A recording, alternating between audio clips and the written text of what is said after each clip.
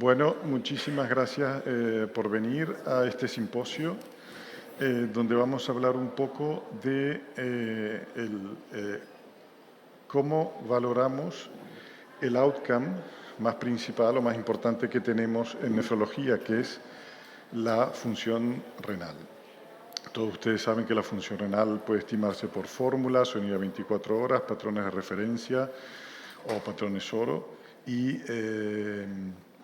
nosotros queremos llamar un poco la atención sobre circunstancias donde el error es importante y hay que tener la apertura mental un poco de utilizar medición más específica, es decir, un patrón de referencia.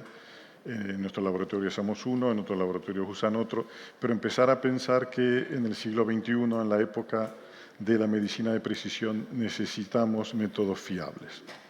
Entonces, vamos a valorar en situaciones específicas es donde necesitamos esta certeza. Una de estas situaciones específicas es el donante vivo de riñón, otras pueden ser el uso de fármacos tóxicos, otra puede ser los niños con enfermedad renal crónica, la prediálisis, etc. Hemos seleccionado algunos. Uno es el donante vivo de riñón, otro es los sujetos con obesidad y después los pacientes oncológicos. Entonces vamos a presentar a la primera ponente, que es la doctora Ana González Rine, del Hospital Universitario de Canarias, que es la encargada del programa de donante vivo de riñón de la Comunidad Canaria y que viene desarrollando desde hace muchos años una línea de investigación en la medición de la función renal en el donante vivo. Buenas tardes a todos y gracias por estar aquí. Gracias a la CEN y al comité organizador especialmente por la organización de este evento en circunstancias tan complejas. Y bueno, vamos a hablar en los próximos 15 minutos de la valoración de la función renal en donantes vivos de riñón. La evaluación y selección del donante vivo de riñón es un proceso complejo, multidisciplinar, donde hay múltiples mecanismos de seguridad y donde precisamos herramientas muy específicas con resultados precisos. Como todos saben, las guías internacionales y las guías nacionales establecen una serie de puntos de corte por debajo de los cuales no se aconseja la donación renal. Pero el problema que tenemos es que a la hora de obtener estas mediciones, si lo hacemos por filtrado estimado, contamos con un amplio número de fórmulas, tenemos más de 70, pero el error de la fórmula se repite en todas ellas, es más o menos del 30%. Además, esto es un error aleatorio, es decir, estos son datos que tenemos nosotros de nuestros donantes vivos y, por ejemplo, aquí vemos un grupo de donantes vivos que tenían 70 mililitros minuto de filtrado medido con aclaramiento plasmático de ioxol y vean como una misma fórmula para distintos pacientes con el mismo filtrado medido puede sobreestimar, por ejemplo, el CK-de-EPI y darnos 101 y, sin embargo, la misma fórmula en otro paciente con ese filtrado de 70 nos infraestima, nos da 61. Lo mismo para filtrados más altos como este de 90 mililitros minuto, donde esos pacientes con ese mismo filtrado medido, pues podemos tener esa misma fórmula que nos da un valor para un paciente y otro valor para otro. Claro, en la evaluación del donante vivo nos enfrentamos con que tenemos a veces donantes pues, que estamos seguros que van a tener un filtrado suficiente, hombres jóvenes que no nos plantean grandes dudas, pero tenemos un número de donantes que nos llegan cada día donde no estamos tan seguros del filtrado basal. Y si tenemos que contar encima con un error de una fórmula que nos baja o nos sube el filtrado real, pues vamos a tener problemas alrededor de la selección en ese punto de corte. En nuestro grupo llevamos midiendo el error de las fórmulas en distintas situaciones clínicas. En pacientes con enfermedad renal crónica, como dijo el doctor Porrini, en trasplante renal y de otros órganos, trasplante cardíaco, en pacientes oncológicos y también para el ajuste de fármacos. Este trabajo es en pacientes diabéticos con distintos estadios de función renal y tenemos 500 mediciones de filtrado con aclaramiento plasmático de ioxol y vean lo que sucede alrededor del filtrado real que se ha medido. Estos son pacientes con filtrado real medido de 30 mililitros minuto y vean cómo toda la familia de las fórmulas de la ceca de EPI en algunos casos sobreestiman, en otros infraestiman, pero ven una gran digresión aquí y no ven lo que deberíamos ver, que es todos los puntos alrededor de ese 30 mililitros minuto. Lo mismo sucede con filtrados de 60 mililitros minuto o con filtrados de 90 mililitros minuto. Otro trabajo de nuestro grupo en poliquistosis renal pues vio otro tanto de lo mismo. Vemos como cada una de estos son 4 ejemplos de fórmulas, las más utilizadas, y vemos como para un paciente que tiene un filtrado real medido de más de 90%, estas barras verdes me dicen la variabilidad de resultados que me pueden dar las distintas fórmulas. Lo mismo para el MDRD, el CKD-EPI, incluso cuando combinamos con creatinina y cistatina. Dirán que esto pasa solo en los valores más altos, pero tenemos también un estudio en prediálisis donde se valora también el error de la fórmula en los niveles bajos de filtrado. Aquí el eje de abscisa, para que no se confundan, está un poco al revés que en el otro, pero la idea es que para un paciente con un filtrado estimado de 20 mililitros minuto, estimado, los valores reales cuando les hacemos el ioxol oscilan entre 12 mililitros minuto y 30 mililitros minuto. Entonces, esto tiene repercusiones a nivel del manejo de la preparación para la diálisis, para el trasplante de donante vivo, para hacerle una fístula y tiene una gran importancia. Otro punto clave y que se relaciona con el trasplante de donante vivo es el estadiaje en distintos puntos de corte del filtrado medido y estimado en la enfermedad renal crónica. En este trabajo lo que se hizo fue determinar en 800 pacientes el filtrado medido comparando el estadiaje del filtrado medido con el estadiaje del filtrado estimado. Y ven aquí cómo alrededor de pacientes que tenían 30 mililitros minutos reales, vean como cada fórmula también tenía una amplia variabilidad de resultados. Y lo mismo de nuevo con filtrados de 60 mililitros minuto medidos.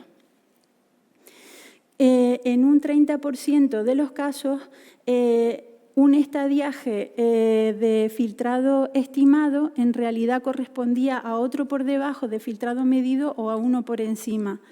Y incluso en un 10% de los casos se saltaban 2 estadiajes del filtrado que realmente les correspondía por medición de filtrado. Entonces, volviendo a la medicina de precisión de la que hablábamos en el donante vivo, es fundamental la medición correcta de la función renal y todo se centra alrededor de esta gráfica.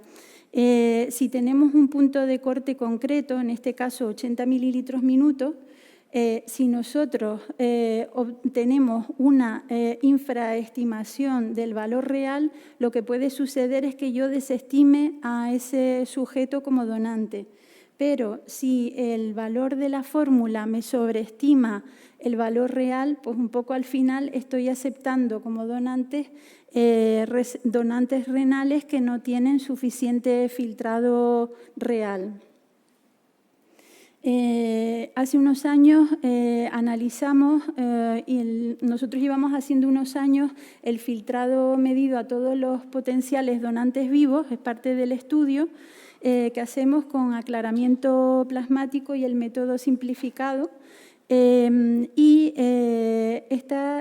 Obtuvimos la medición en 100 potenciales donantes de riñón y los clasificamos entre aquellos donantes que efectivamente estaban comprobados por encima del punto de corte para la donación, que los clasificamos como donantes, donors, pero obtuvimos un grupo que las fórmulas, el estimado, les validaban para la donación y, sin embargo, al hacerles el filtrado medido, estaban por debajo del punto de corte para la donación. A esto lo llamamos non-donors.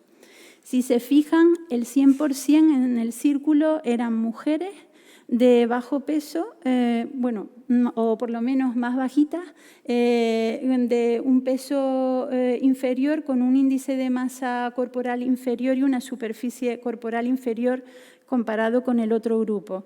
Y en la parte de abajo está el filtrado medio que obtuvimos de estas potenciales donantes, que finalmente fueron desestimadas. Entonces, un 10% de los potenciales donantes encontramos que las fórmulas sobreestiman el valor real, es decir, que el filtrado estimado está por encima del cutoff del filtrado medido y que ese filtrado medido era inferior. Este es el ejemplo de las 10 potenciales donantes y quería... todos los casos son bastante similares, pero quería resaltar, por ejemplo, el número 3, donde todas las fórmulas, incluyendo la orina de 24 horas, nos daban por encima del punto de corte. Esta es una mujer de 35 años que le iba a donar a su hermano que tenía una IgA. Ella no había tenido embarazos previos y a nosotros nos daba este filtrado medido de 75. Finalmente, esto nos ayuda mucho a la hora de la toma de decisiones y de informar a los potenciales donantes. Para validar estos resultados, estamos trabajando conjuntamente en un estudio multicéntrico con todos estos hospitales que ya están llevando a cabo el aclaramiento plasmático de Yoxol y están midiendo el filtrado de sus donantes vivos. Y por el momento tenemos entre todos los centros unos 380 donantes con el aclaramiento plasmático por Yoxol realizado y en un análisis preliminar se sigue confirmando este error del 10% de sobreestimación de las fórmulas frente al filtrado medido. Sin embargo, también a los que hacemos donante vivo nos interesa el otro lado de la moneda, es decir, estamos desestimando a gente que realmente sería un adecuado potencial donante y últimamente que también estamos evaluando a pacientes, a donantes más añosos, a donantes con unas características, una historia previa, pues entonces... nosotros cuando comparamos el filtrado medido con las 61 fórmulas de filtrado estimado, vimos que también había cada fórmula tenía un porcentaje de infraestimación, es decir, que nos daba valores por debajo del punto de corte cuando en realidad el filtrado medido nos decía que sí que podían ser donantes que estaban por encima del punto de corte para poder donar, para hacer la donación renal. Estos son ejemplos de los porcentajes de cada una de estas fórmulas cuando lo comparamos al filtrado real.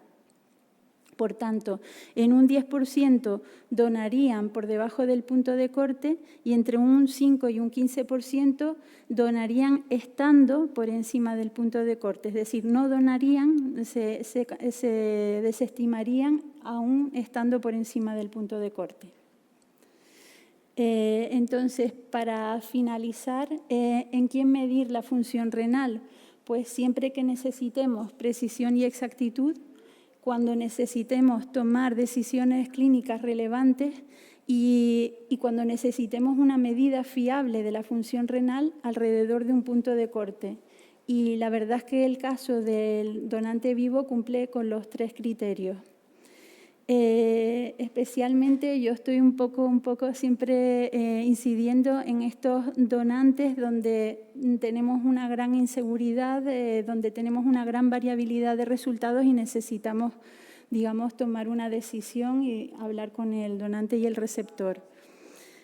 Formamos parte de la Red Nacional de Laboratorios de Función Renal, somos ya 14 centros que están desarrollando el método hoy en día. Aquí un ejemplo de los que hay, aunque faltan algunos.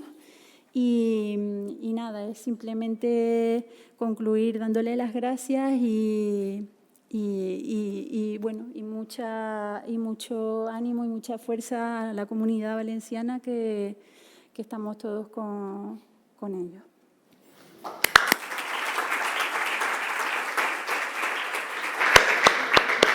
Muchas gracias a la doctora González por su ponencia. Yo creo que es muy claro el mensaje.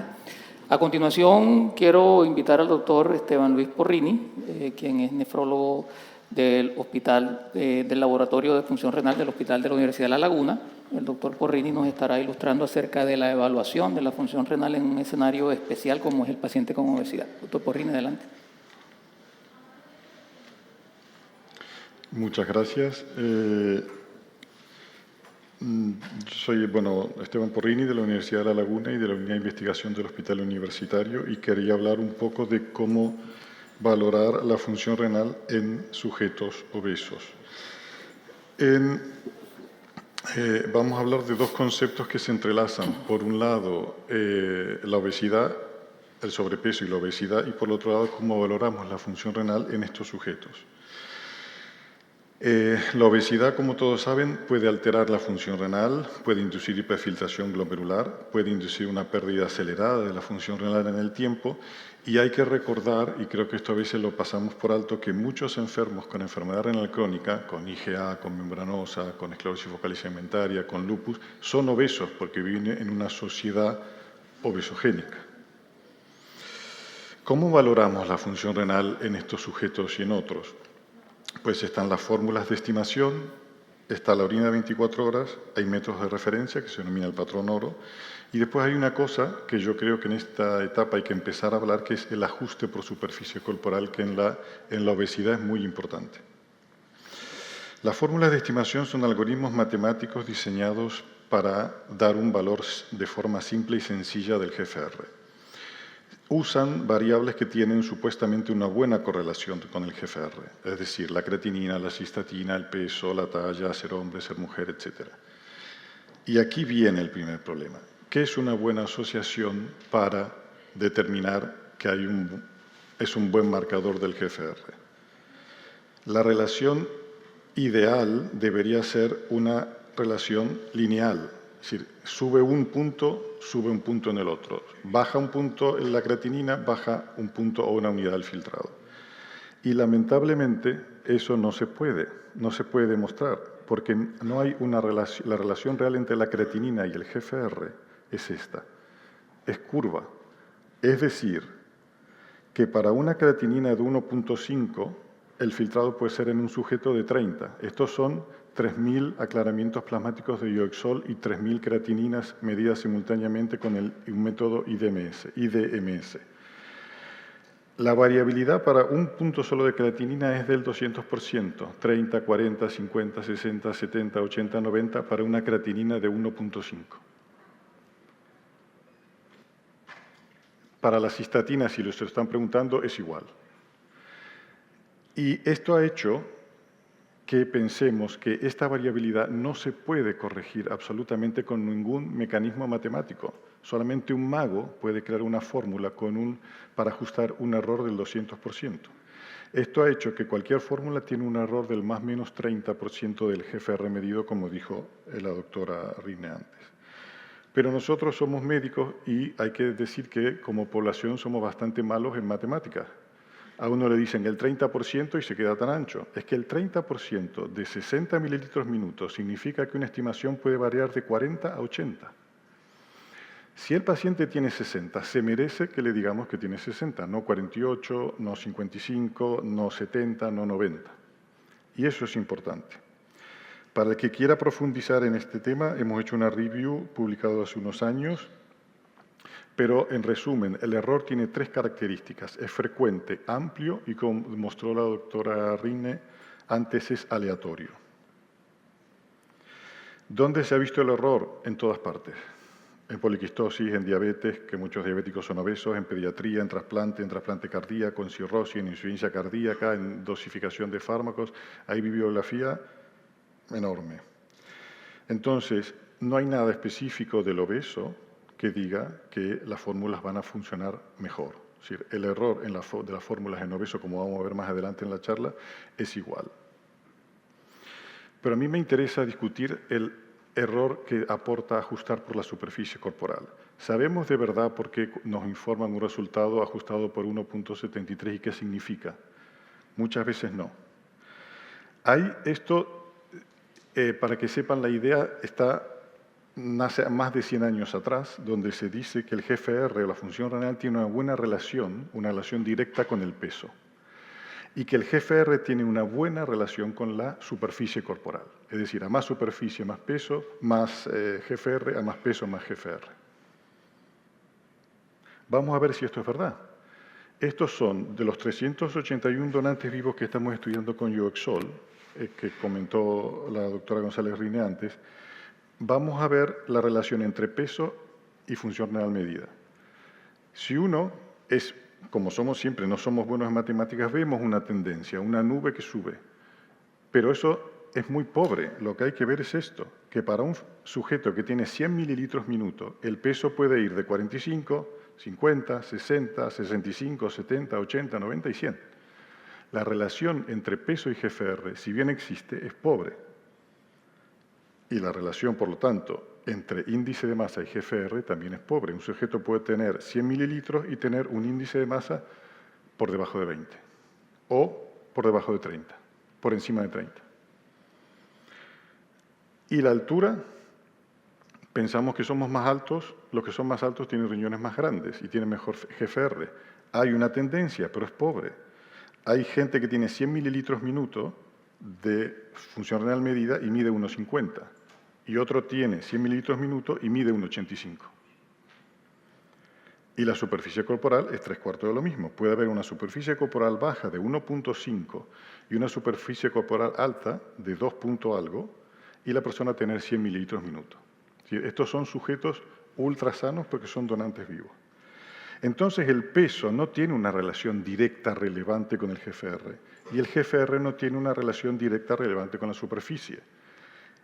Si quisiéramos hacer una fórmula que pongamos peso y superficie o lo que fuera, explica muy poco del GFR. Entonces, ¿por qué hay que ajustar o corregir? Hay que tener en cuenta que aparte de ajustar o corregir, estamos ajustando por 1.73. ¿Saben de dónde viene el 1.73?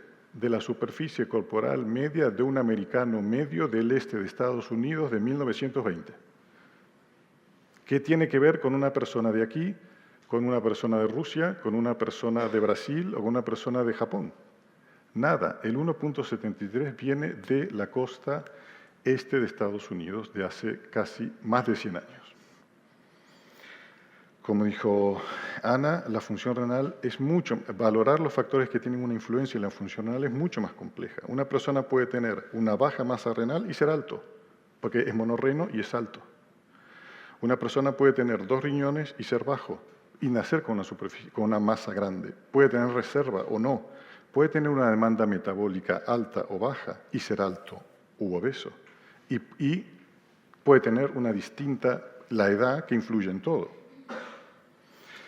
Entonces, hace unos años hicimos este estudio con Marina López Martínez, estudiamos 900, casi 1000 sujetos, como pueden ver, con enfermedad renal, sin enfermedad renal, con una superficie corporal variable, con un peso variable. El filtrado medido era 20, bueno, estos son datos genéricos. Medimos la función renal con el Yoexol, valoramos casi 60 ecuaciones con creatinina, cistatina o ambas y valoramos la asociación. El error medio porcentual de la gran mayoría de las fórmulas era más o menos 55%. Esto quiere decir que para un sujeto de 70 el valor estimado puede variar entre 40 y 100 en sujetos con obesidad y sobrepeso. El error es similar en las fórmulas con creatinina o con cistatina, que sale un dineral. Y una cosa importante, el ajuste reduce en los obesos, porque yo puedo tener una superficie corporal de 3 y ser un monstruo, pero lo tengo que ajustar a 1,73. Entonces le voy a bajar mililitros minuto. ¿Por qué hay que bajarle a un obeso mililitros minuto? La diferencia media, cuando ajustábamos a esta población, es que todos perdían 10, 15 mililitros. La pregunta es si esto es correcto. Fíjense ejemplos. 2 sujetos con un índice de masa de más de 25, insuficiencia renal avanzada, los dos el mismo filtrado, 12, el MDRD en uno da 22 y en otro da 17. El Cocross-Gol, perdón. La epicreatinina en uno da 25, el doble, y en otro da 12. Mismo filtrado, mismo índice de masa, distinto error bastante importante de las fórmulas.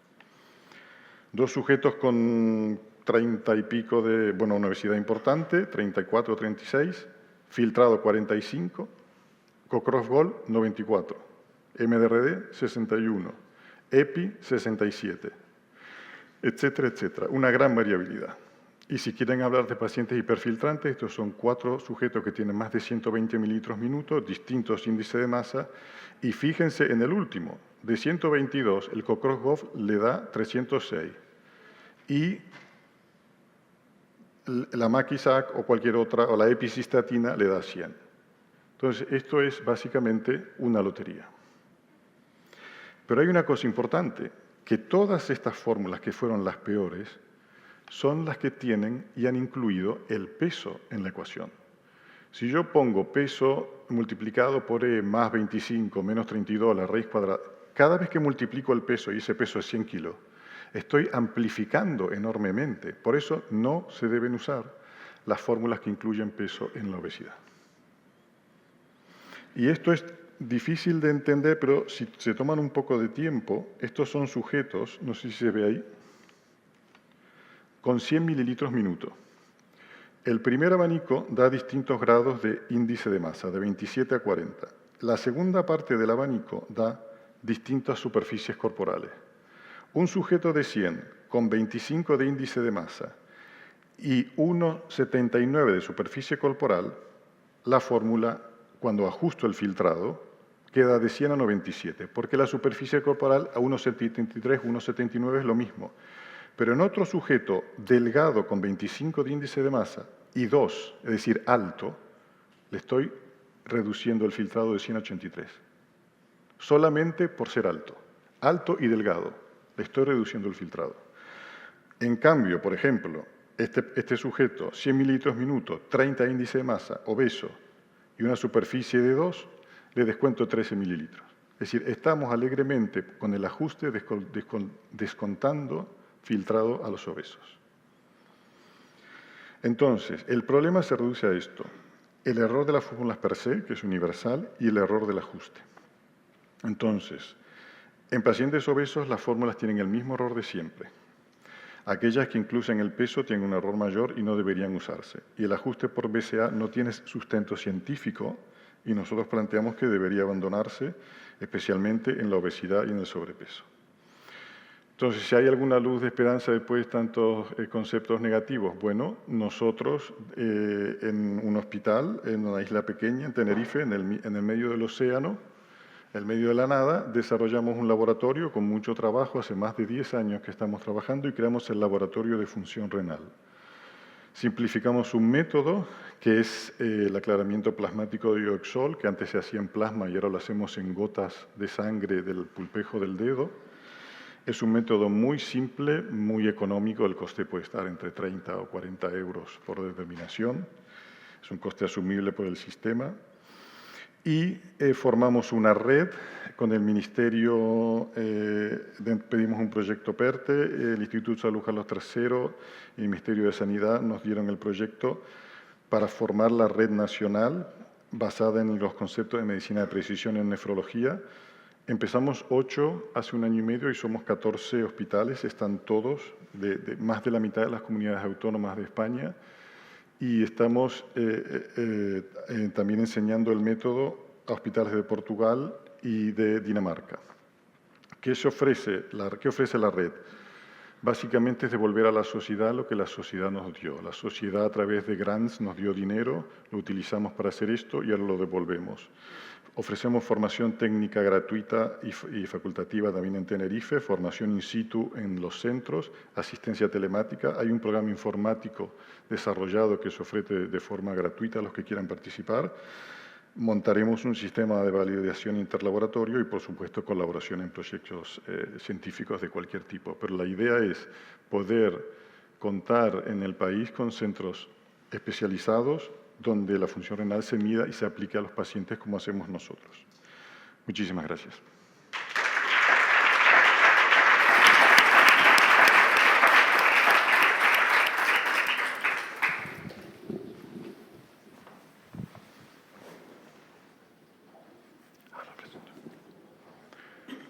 Bueno, y tenemos una ponente de Polonia, la doctora Jolanta Maliszko. Hi. Hello. Good evening, ladies and gentlemen. First of all, I would like to thank you for the invitation and for allowing me to show my presentation concerning, just a second, because I have to move to the first slide. I do apologize. Concerning the assessment of a kidney function in patients with a cancer. I have no conflict of interest, and if you can see that, gentlemen, there are so many, I would say, formulas to assess GFR that it's very difficult to find the right one for the right person. So we have like tubulocentric view and the functional, glomerulocentric view, and you can see the gold standard as a measured GFR, and also many equations, including the one which is only existing in oncology, like Janowitz-Williams, and also several new biomarkers. So we try to think about how we can assess kidney function in oncology patients, and we came to the conclusion that, first of all, well, all the drugs were registered using Cockcroft-Gault formula. The newer drugs were registered using CKD-API equation. However, in oncology there are also some other formulas, and I will say a little bit later. So if you see that there are some conditions where we need to think about the measured GFR when the kidney function is not in steady state, when there are some medical conditions, they can confound the relations between serum creatinine and kidney function, when there is unusual diet, changes in extracellular volume. So if you see like the clinical scenario, like 60-year-old woman with a lung cancer, weight 62 kilograms, height 168, and chemotherapy regimen include platinum derivatives, carboplatin. So when we see the creatinine prior to the therapy, it's 1.1, and serum cystatin C, which was fortunately measured because it's also not the standard. If we do use the Cockcroft-Gault formula, you see that the creatinine clearance is 52. So the dose of carboplatin, which should be administered using the Calvert formula, it's 384. When we do use the CKD-EPI, the estimated GFR is 64, so the dose is much higher. When we try to establish the dose when use the eGFR using cystatin, and CKD-EPI is 47, and eGFR for cystatin is 56. So as you can see, there is a vast range between 360 and almost 450. So that's why we need to have the right formula for the right patient to administer the appropriate dose of the chemotherapy regimen, not to undertreat and not to also overtreat the patient. We've been working for more than 2 years with Australia and New Zealand. There were 2 representatives from Europe, Ben Spranger and me. And finally, we came to the quick reference tool, which is anti-cancer drug dosing in kidney dysfunction. And it is published on the website AVIC-AU.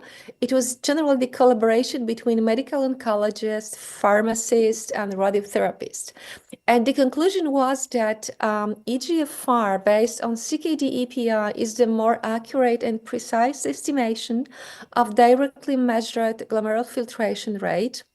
And the directly measured GFR is preferred to guide the initial dose of anti-cancer drugs, whose dose is dependent on kidney function when patients are of extremes of body size or muscle mass, amputees, person with paraplegia, or conditions of skeletal muscle. But finally, we came to the roadmap, and with the green light indicated that the patients should be given the full dose of the drug. With the yellow light, when we need to consider that the full dose should be monitoring for adverse event. For some patients, they should be dose reduction or alternative protocol, or full dose in certain circumstances. And for the Calvert formula for platinum derivatives, we need to use area under curve. For the red light, it means stop. We should not give this drug to the patient. So this is like it looks like for every drug. It took us, I would say, quite a lot of efforts of work and search for the literature to find the pharmacokinetics, pharmacodynamics studies to try to be as precise as possible. We did not touch kidney replacement therapy mainly because of a lack of data and because we had so much time devoted to all the 4 stages of a CKD. So also we learned that decreased GFR can substantially influence pharmacokinetic, pharmacodynamic effect of anti-cancer drugs, in particular those with a very narrow therapeutic index or high potential for nephrotoxicity. It's mainly platinum derivatives and high dose of methotrexate. And in 2020, the FDA recommended that the pharmacokinetic studies should be performed or is to be performed among patients with impaired GFR because there is a potential of altered pharmacokinetics in this population. And also they stressed that accurate determination of eGFR is critical in patients who are at near the GFR cutoff for treatment eligibility, where small deviation in GFR may preclude patients from optimal therapy. So concerning the drugs with the metabolites which are not renally excreted, there is no need for a dose adjustment, where this is, I would say, the general statement. And for some drugs like platinum derivatives, body surface area, the index GFR has been used. And the oncologists use the Calvert formula for this particular treatment. There are also some certain group of drugs, they can inhibit renal tubular transportant and that allow for tubular creatine secretion. So therefore, they are responsible for the false elevation in serum creatinine or pseudo-AKI. And in this particular situation, we need to look for cystatin C to estimate GFR. So for commonly used performance metrics for GFR estimating equations, for some of the equations, there is a huge bias up to 30%. So that's why we have to be aware of it. And what is really crucial that all patients started anti-cancer treatments should undergo baseline estimation of GFR before start of the therapy. And also we should not use race-based adjustment for eGFR in patients with cancer. For using BSA adjusted estimates of eGFR, it's mainly for drugs like platinum derivatives, carboplatin, oxaliplatin, or cisplatin. And also, there are some drugs which require adjustment on the basis of GFR or nephrotoxicity risk. And also, we have to assess GFR before start of the anti-cancer therapy. So, I mean, baseline at regular intervals until completion of the therapy. There are some drugs which they interfere with the secretion of creatinine, and that's why in these particular patients, we need to use non-creatinine-based estimates like cystatin C before discontinuation or dose adjustment of these drugs. And of course, there are I would say need for additional research, like using the real-time point-of-care devices or kinetics, and patients, and also there is, I would say, need to include the patients with CKD in the randomized clinical trials of anti-cancer therapies. We do know that there are some conditions which may affect accuracy of eGFR estimating equations, like non-steady state, like AKI, pregnancy, patients less than 18 years of age, patients with extreme changes in muscle mass, on kidney replacement therapy, with a special diet, with obesity, as Dr. Perini pointed out, advanced liver disease, untreated hypothyroidism, and treatment with drugs that inhibit creatinine secretion. And this is the classical approach to AKI in oncology. So I mean pre-renal, renal, and post-renal. Like in cardiology, right now in diabetology and also nephrology, there are certain pillars of a treatment. So you see surgery, radiotherapy, cytotoxic chemotherapy, molecularly targeted therapies, and now ICIs, I mean immunotherapy. And I will start with some case vignettes to show you how important it is to think about the kidney function. 70-year-old male nephrology consult due to the worsening of a kidney function, and he suffered from non-small cell lung carcinoma with liver and brain metastases.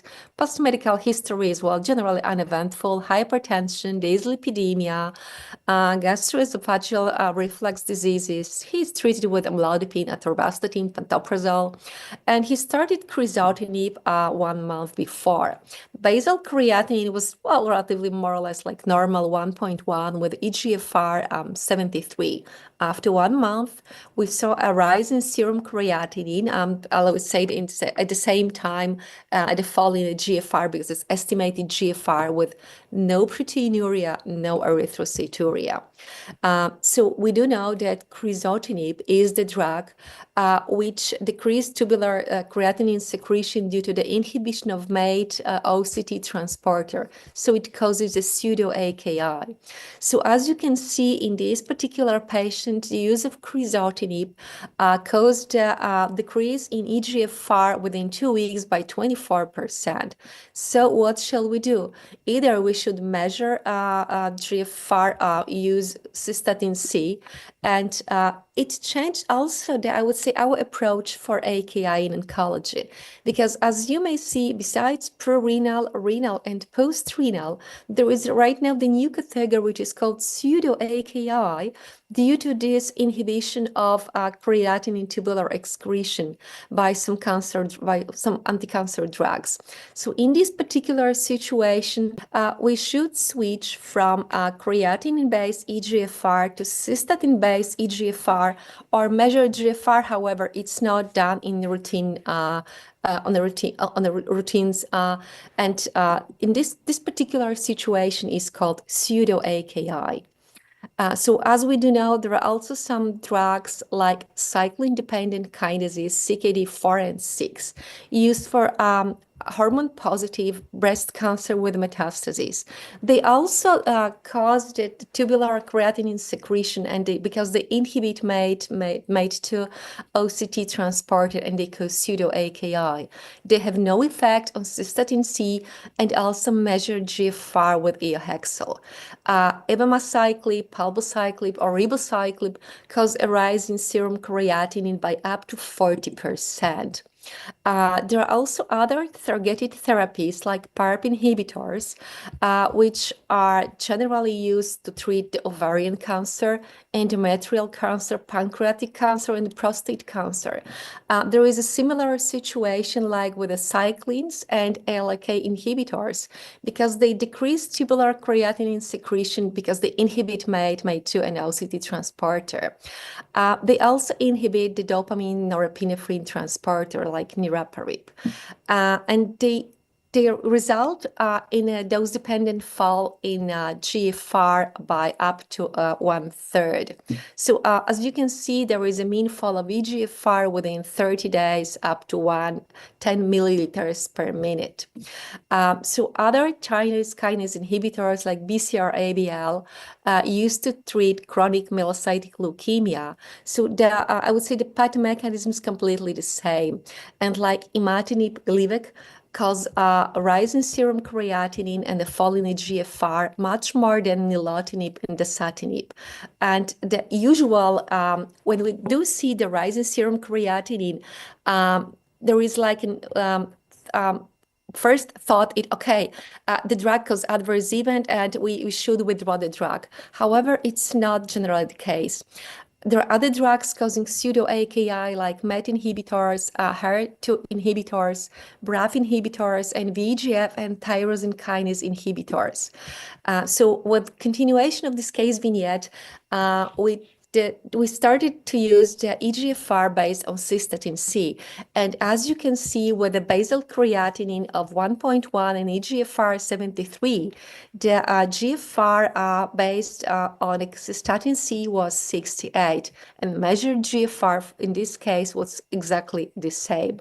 So after the confirmation of pseudo-AKI, crizotinib was continued, and the patients could benefit from the treatment.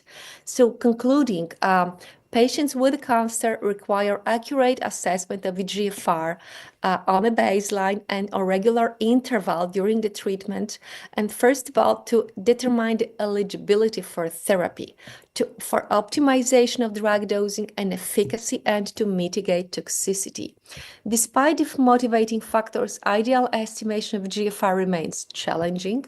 And there is also a suggestion to contemporary use methods for estimation of a GFR, like CKD-EPI or CKD-EPI plus cystatin C, and avoidance of older and less accurate formulae such as Cockcroft-Gault. When eGFR is borderline for drug eligibility or dose adjustment or likely to be inaccurate, it's better to consider measured GFR as appropriate to guide therapeutic decision-making. Coming to an end, I would like to conclude with William Osler, who was the father of, internal medicine and the residency program. He's a Canadian, but he was based in US in Boston. When he wrote, "The good physician treats the disease. The great physician treats the patient who has the disease." Muchas gracias.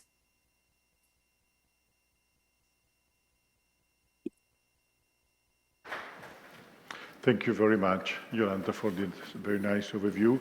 I think that we have now room for comments and questions from the audience. Perhaps some of them will be in Spanish. I'm sorry, Jolanta. I'm sorry, I don't speak Spanish, but I would benefit from the translation, yes. Great. Sí. Hi, Jolanta. This is José Luis Gorriz. Nice to see you. Thank you for joining us. And you have mentioned, thank you for a nice talk, you have mentioned that there are several factors that affect the true real creatinine, the tubular secretion. It's quite complex. So do you think the measurement of renal function using iohexol should be used in borderline, as you have mentioned in the conclusion, but do you think there is an important availability of the iohexol in the centers in Europe, because this is a problem. You have mentioned the complex situation to measure renal function, but what can I do if in my hospital, in my center, I can access the measurement of iohexol? What do you suggest, and do you think the availability of the iohexol is available in all centers in Europe? Well, honestly, this is the ideal situation, which generally does not exist in the real world. In the real world, we try to overcome I would say, the burden and the limitation and the constraints using eGFR based on CKD-EPI plus assessment of cystatin C. And this is the less biased. because with measured GFR, however, it's recommended in many guidelines, but well, oncologists, as I was told by my friend oncologist, they're just, well, I cannot say simple animals, but just I would say very straightforward. They have their protocols for chemotherapy, for ICIs, and like a checklist. So they will not, because they have, I would say, the burden of patients are so huge, so they will not spend some extra time to look for nephrologists to do the measured GFR. So with a checklist, they just can conclude that it can do the eGFR by CKD EPI plus statin C in some instances. And well, for them, it's, I would say, it's still a huge progress. Thank you. Yes, thank you. Just a small comment. I absolutely agree.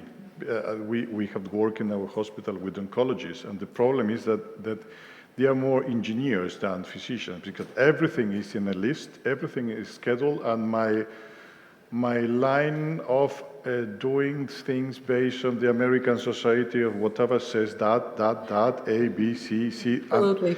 And that's good, and that has proven to give excellent results. But I think that they have been clever enough to ask for a PET scan in the hospital that is terribly expensive, but extremely useful.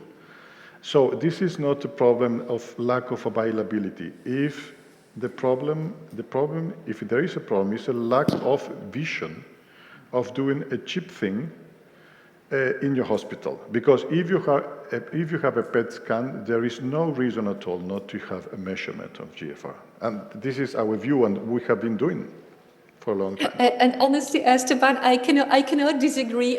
It was at the end of September.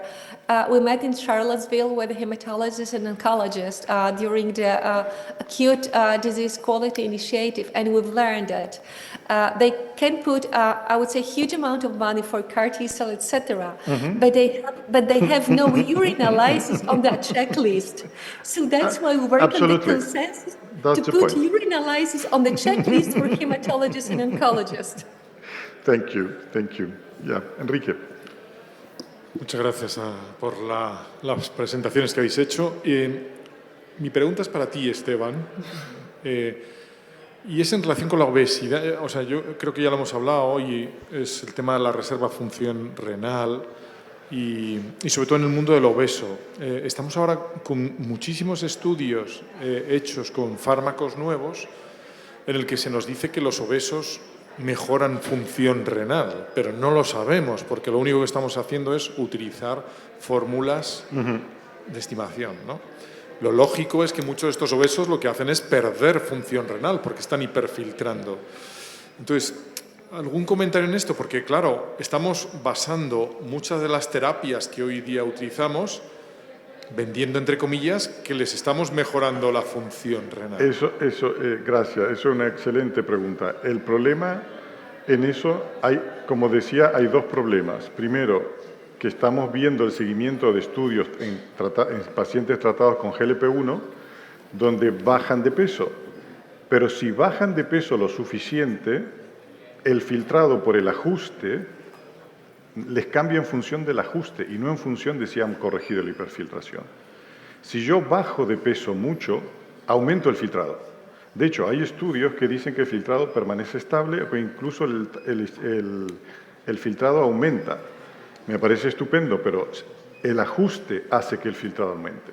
Y por otro lado, no sabemos de la hiperfiltración cuántos de verdad están hiperfiltrando y cuántos no. Porque el que está hiperfiltrando puede corregirse y el que no. Es un tema donde hay una muy poca información. Sí. Hola, muchísimas gracias a los tres por las ponencias, han sido súper interesantes. Soy Laura, soy nefróloga infantil en La Paz, entonces el paradigma de errores en las fórmulas del filtrado probablemente lo tengamos ya nosotros porque tenemos un cacao de fórmulas y muchísimas fórmulas y muchísimos errores. Mi pregunta era para usted, en la duda del Yoexol del papel filtro, ¿cuántas muestras utilizáis y si habéis hecho algo en niños? Sí, tenemos una cohorte española de más de 200 niños. No está publicada, desde un niño de 6 meses a 18 años. En general son 5 puntos que se toman cada media hora y en niños yo creo que si hay un lugar donde tiene aplicación el DBS es en niños, porque si no hay que poner un PIC, una vía central, otra vía para extraer, es un horror. Y en niños yo creo que si hay una población específica, una es el donante vivo y la otra son... De hecho, nosotros lo hacemos en niños oncológicos y en niños con enfermedad renal. Niños oncológicos predosis y en seguimiento. ¿Y habéis intentado bajar alguna vez el número de muestras a esos niños? ¿En vez de 5 a 2 puntos? No, eso es una limitación porque es una cinética y todo punto tiene un error. Entonces, a veces reducirlo aumenta. Por ejemplo, hay una fórmula sueca de un punto solo, es tan malo como una fórmula. 2 puntos es imposible. Pero es un tiempo donde el niño puede hacerse otra prueba, puede hacer ir a la consulta con el médico, no tiene efectos adversos. Es una mañana donde se pueden hacer otras cosas. Muchas gracias. Bueno. ¿Alguna otra pregunta? Bueno, muchas gracias por su asistencia. Damos por terminado el simposio. Thank you very much.